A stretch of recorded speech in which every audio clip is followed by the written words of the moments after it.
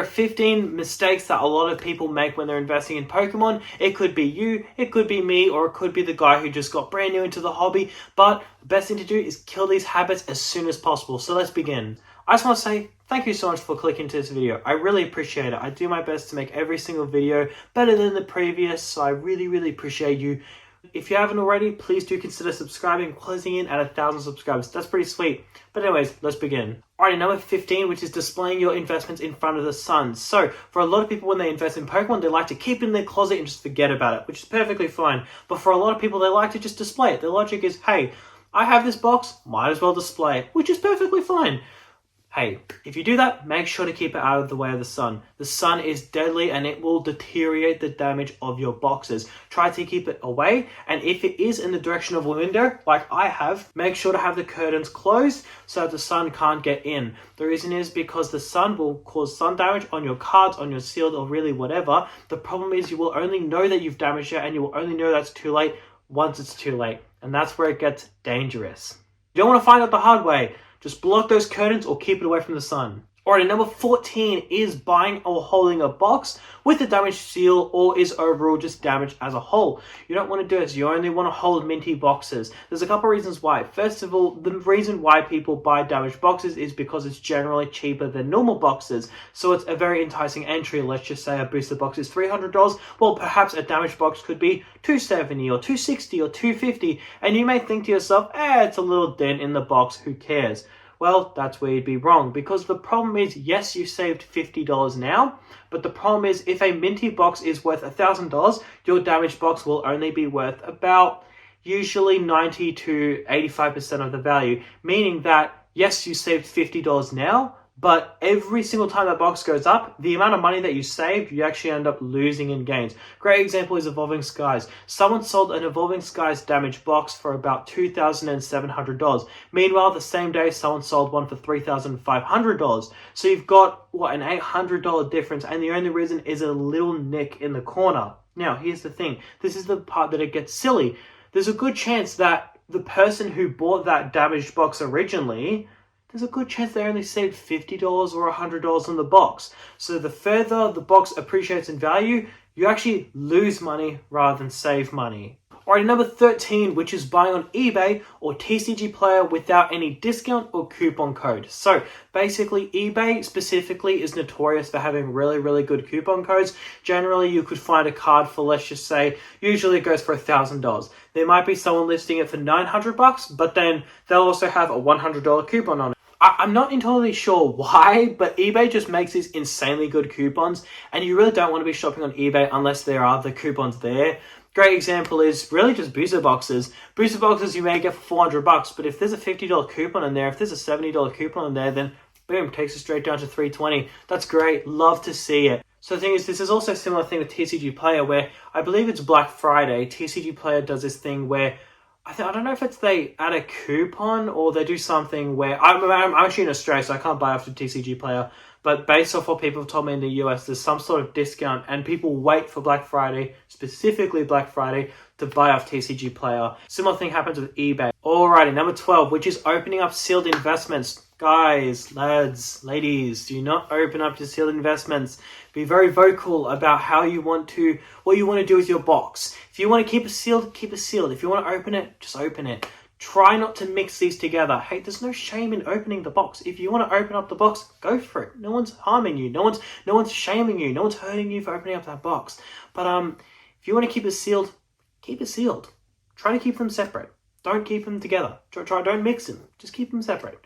You don't want to. The reason is because if you don't keep them separate, you're only going to get tempted further more and more to open it, especially as the cards start to appreciate. If the Gangrene Fusion Strike, when it went from $300 to $1,000, opening it up looked way more juicy when it was $1,000, so don't open up your box whatsoever. If you want to open up Pokemon, keep that separate, keep that to the side, but then keep your sealed over here. Keep them in different levels. Alrighty, number 11, which is buying modern slabs that are PSA 8 or under. The reason is because PSA 9s have a spot. PSA 9s are great. What PSA 9s pretty much do is they authenticate the card is real. That's what PSA 9s do for modern cards. Generally, people like to authenticate it, but also they like to keep it in the PSA slab. A lot of people say, hey, I actually don't mind if I get a PSA 9 because not only it authenticates it, but it also protects it in the slab. PSA 10 shows that it's worth a lot, but under PSA 9, it's going to be hard to sell it, man. Good luck selling a PSA 8 Moonbryon. Good luck selling a PSA 8 SR Pikachu from Surging Sparks. Like, good luck, man. It's not going to be easy. Selling a PSA 9 is easy as. Selling a PSA 10 is easy as. Selling a PSA 8, good luck.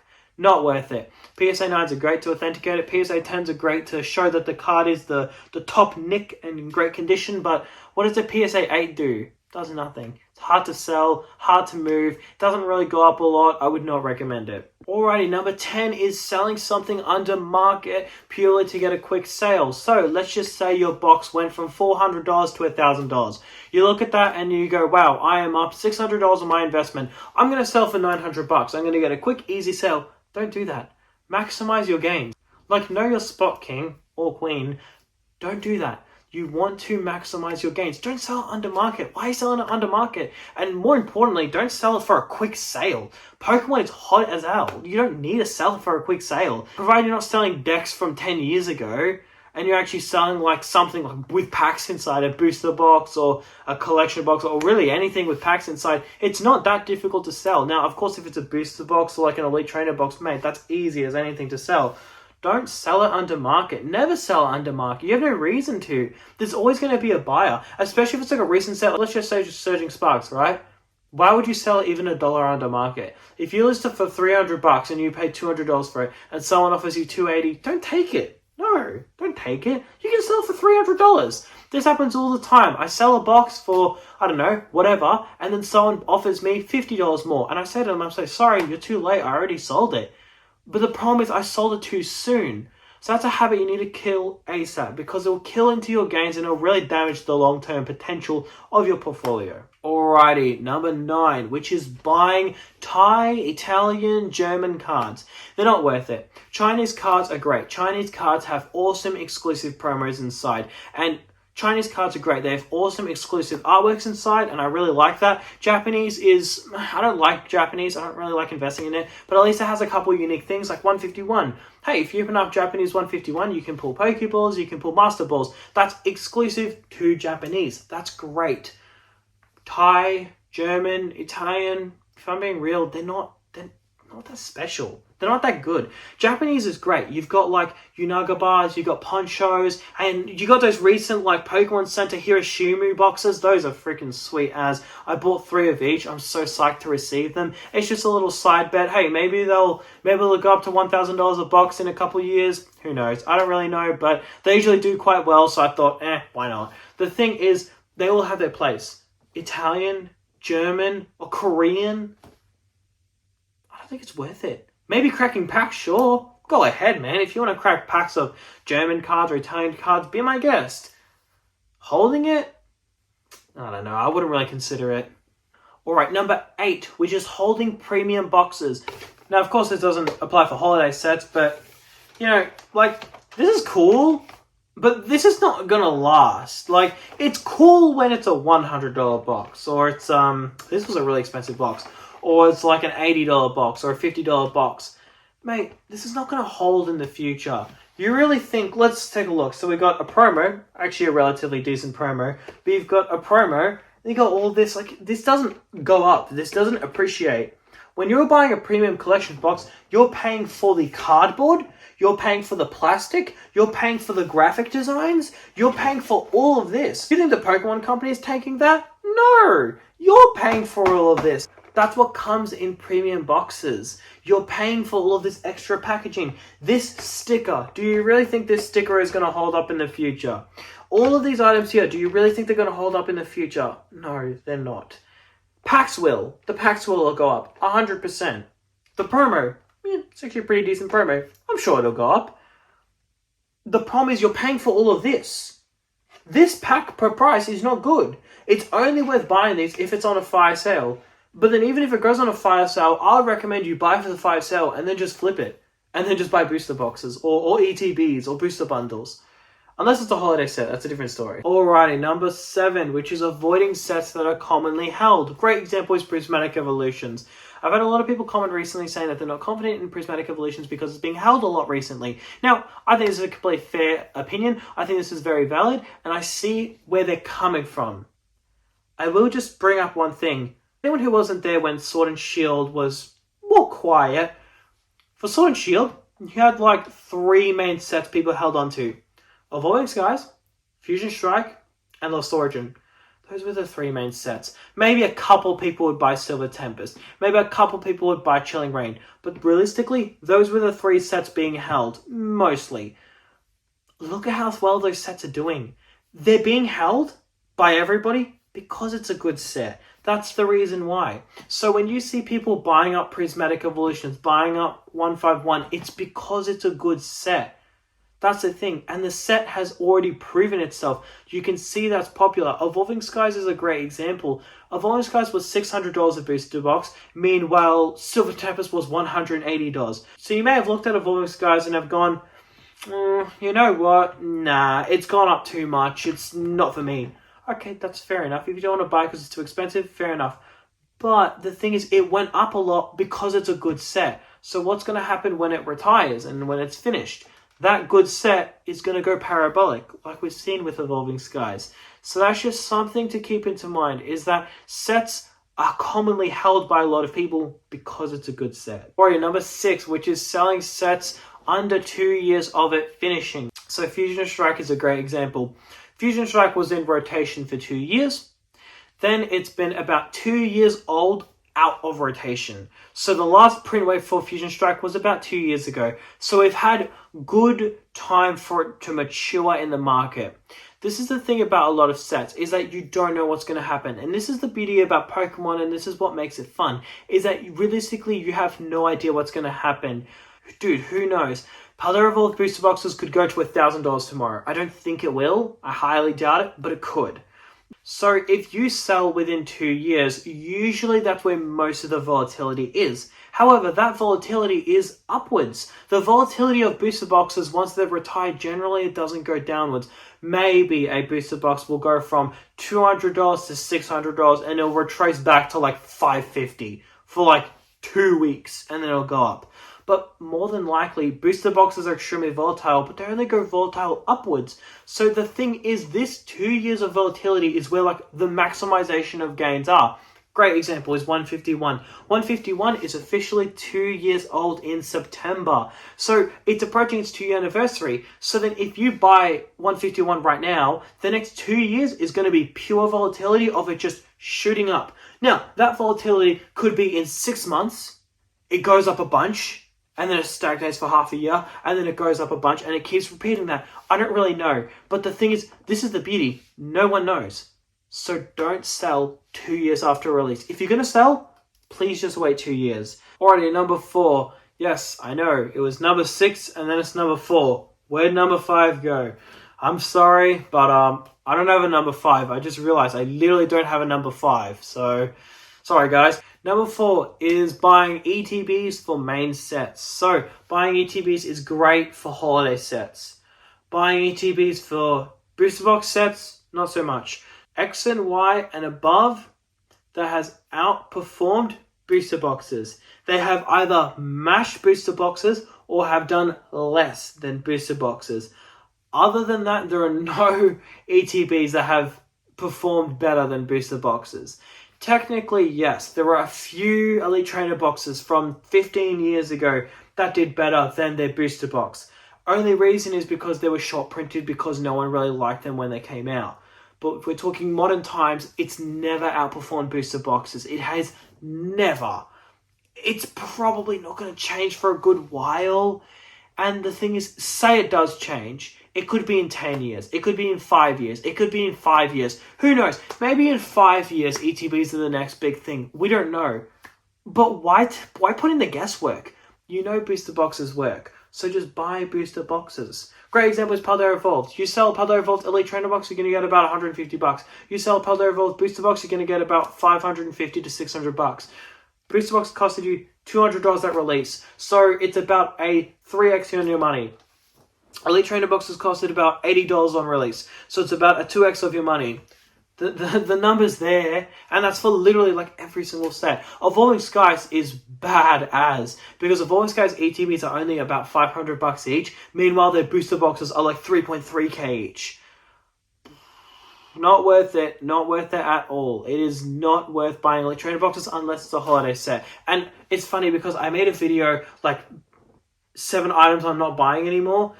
And one of them was Elite Trainer boxes, and I just forgot to mention it was for holiday sets. So if you've seen that video, I said it in the comments, but I don't think many people saw it because people were still commenting it after I said it in the comments.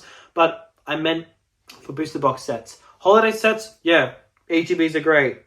Booster box sets, I'm just saying, if you have any Elite Trainer boxes for normal sets, honestly, you might as well just hold it at this point, like you already have it.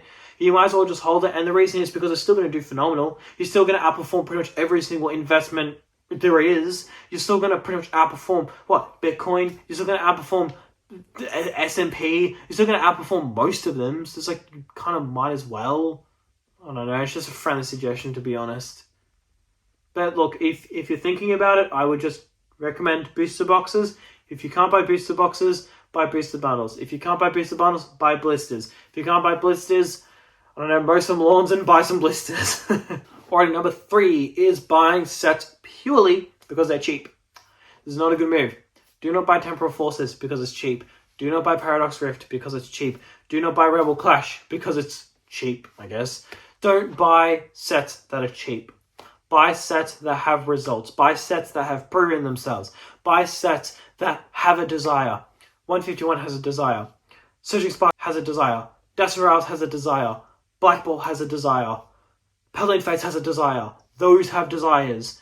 Buy them. Yes, you may pay a premium on them. That's a-okay. That's perfectly fine because it's proven itself. And this is why, for me, I actually like to wait a bit. I don't like to jump into a set straight away. I like to just wait. Give it like 6 months. Prismatic Evolutions. I don't hold any Prismatic Evolutions. Other than that one UPC there, I don't hold any Prismatic Evolutions. I've gone through 100 ETBs, 10 UPCs, like tons and tons of ancillary, but I haven't held any of it. You want to know why? Because I wanted to wait. I wanted to get a good bird's eye view. What do people really think about this set? Is it purely just a hype phase? But no, 6 months has gone by and Prismatic is still loved to this day. Prismatic is still hot. Every single item sells out straight away. Figure collections blew my mind. I got 2 of them on EB Games, which was just fantastic. I got an early ping. They were supposed to, for anyone who's in Australia, they were supposed to release at 12 p.m, but they released it like 2 hours early. Thankfully, I did get a ping about it, so I was able to get a drop. If you want to get drops, if you want to get pings, I would recommend joining the Discord server that I'm in. It's TCG Notify. I would recommend you join it. It's TCG Notify. It's only $12 a month. And better yet, if you use my code STANBOY50, you get 50% off your first month. So it's $6. Dude, if you bought one of those figure collections, now I don't encourage scalping, but if you want to buy and resell it, you would have made that membership back like 11 times over. So if you're in Australia, I'd highly recommend you join it. It's just on Discord. So if you have Discord, happy days. If you don't, download Discord, connect your Whip account, buy it, and happy days. Anyways, number 2 is buying new sets straight away. Now, this does sort of stray into my other point, but I'm more of just looking at it with a different view. The reason why I don't buy new sets is because Pokemon print them for a good while, right? How old are you? Let's just say you're 10. Let's just, no one's 10 watching my videos, what the heck? Let's just say you're 20. Let's just say you're 30. Let's just say you're 40. Well, you have limited time. We all have limited time. And I don't want to make this, harsh video and just remind you that your age is ticking up slowly more and more, but we all have limited time, okay? If I buy Destined Rivals right now, I'm 19 years old, okay? I buy Destined Rivals, I'm going to have to wait until I'm 21 to start seeing some gains. Yeah, I can't be stopped doing that. But bro, I don't want to wait 2 years. Now, if you've already bought it, I just want to say, if you've already bought Destined Rivals Black Ball and you intend to hold it long term, go for it. You've already bought it, might as well just hold it. Don't sell it. Might as well. But my advice to you would be just wait. Prismatic Evolutions is a great example. Now, Prismatic Evolutions came out the gate. Everybody loved it. Everybody thought it was amazing. Now, I thought it was amazing, but you know what I did? Instead of just, going crazy for it, what I did was I sold 100 Elite Trainer boxes at the peak. I sold it at a ridiculously expensive price because that's what people were paying. So instead of sticking myself in this euphoria, thinking, hey, this is going to go crazy, this is going to go to $300 in ETB, $400 in ETB. No, that's not what I did. I looked at this and I said, okay, this is really great. Let's take the emotions out of it. Let's take some profit and come back to it. I've come back to it. 6 months later, I'm ready to buy some. So I've got a UPC. I'm going to buy a couple figure collections. Hopefully I can close in at 10 to 20 figure collections. I really, really like the figure collections. I really, really do. I think it's the best prismatic item behind the UPC. I think the UPC is just a little bit better because of the box artwork. But to be honest, I think the promos in the figure collection is kind of just better than the EV promo. But anyways, the point is that you should always wait. Alrighty, number 1. This is a pretty good tip, and it takes a lot of time to really learn this tip, but it's selling once you've doubled your money. Now, what I mean by that is selling all of your investment once you've doubled your money. You know what's a fantastic investment idea? This is just fantastic. You buy 2 booster boxes for $200 each. You double your money on it and you sell half of it, so your original investment was free. I did that with my SPCs. I got 6 SPCs. Once again, thanks to the drops. I mean, those drops are so good. I got it from all these different stores. Thanks to the TCG notified drops. It was freaking fantastic. So seriously, you should join it. Like, I'd really recommend if you're in Australia. Anyways, the thing is, I got 6 UPCs. I sold all of them and I've kept 1. You know that UPC has costed me nothing. It's free. It's literally costed me nothing because all of the other ones covered the price for it. That's worth it in my opinion. Selling half of your investment when you've doubled your money is great. You know what's not great? Selling your entire investment. And that's what number 1 is about. Selling your entire investment once you've doubled your money. Let me give you a good example. Let's talk about Paldea Evolved. A year ago, Paldea Evolved had a financial end of year sale. You could buy Paldea Evolved booster boxes 12 months ago for $140 Australian. Okay? I bought 4 cases. Great. Those 4 cases are now worth 3.5k each? Something like that. Let's just say I bought them for $140 and I hold them. About 4 months ago, they hit $280. Great. So I doubled my money. Let's go. Great. The problem is, if you bought it at $280 and you're holding it now, you've then doubled your money. So the thing is, I found this pattern with Pokemon where when a set gets old enough, it goes out of rotation and it doubles in price. It tends to double again pretty quickly. Great example is Fusion Strike. Fusion Strike was dead in the water for about 3 years. The 4th year, it went from $150 to $300. Then 3 months later, it went from $300 to $600. 3 months later, it went from $600 to $1,100.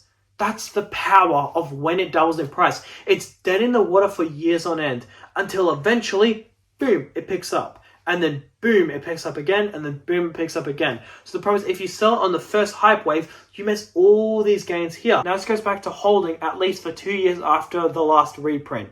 The reason is because that's where most of the volatility is. Now, I wouldn't be surprised if Fusion Strike goes into a bit of a hibernation right now. It's gone up a lot. It's very popular, but it's time to steam off a bit. It's about to cool off a bit, right? But the thing is, if you buy Paldea Fates booster bundles for $70 each, mate, that's not going to cool off. That's going to go parabolic. Those Paldea Fates booster bundles, I mean, mate, it got its last reprint 3 months ago, which means you've got 2 months of pure volatility. Who knows where it could be in 2 months? Who knows where it could be in 2 years? I have no idea. You have no idea. But that's going to do it for today's video. Have a good one.